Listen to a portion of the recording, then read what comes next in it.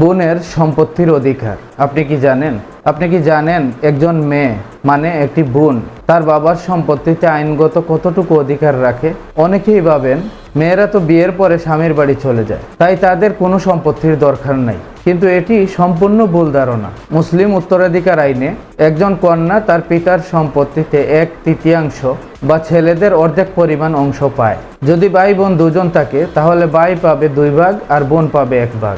এখানে বিষয়টা অবিচারের নয়, বরং দায়িত্বের বারে ভারসাম্য। তবুও বাস্তবে কি হয়?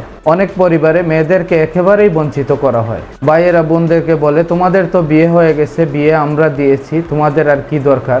এমনকি চাপে রেখে ভয় দেখিয়ে স্বাক্ষর নিয়ে বোনকে তার সম্পত্তি থেকে সরিয়ে নেয়। একটা কথা মনে রাখবেন, আইন কিন্তু বোনের পাশে আছে। বোনদেরকে বলবো, আপনার সম্পত্তি থেকে যদি কেউ আপনাকে বঞ্চিত করে, আপনি আইনি সহায়তা নিতে পারেন। বাংলাদেশ পরিবার আদালত ও নারী সহায়তা কেন্দ্র এবং জেলা আইন সহায়তা অফিসগুলো এসব বিষয়ে আইনি সহায়তা করে থাকে। বোনকে বঞ্চিত করা মানে শুধু আইন ভঙ্গ করা নয়, বরং এটা নৈতিক অপরাধও। একজন বোন তার বাবার ভালোবাসা, দায়িত্ব এবং উত্তরাধিকার সবই পাওয়ার অধিকার রাখে। তাই বলবো, বোনের প্রাপ্য তাকে দিন, তাকে ভালোবাসুন। কারণ পরিবার তখনই পূর্ণ হয় যখন ন্যায় বিচার থাকে। সচেতন হন, অন্যায়ের বিরুদ্ধে রুখে দাঁড়ান।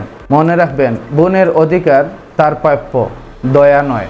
আর আমার ভিডিওটি যদি ভালো লেগে থাকে, লাইক, কমেন্ট, শেয়ারের মাধ্যমে আমাকে উৎসাহিত করবেন।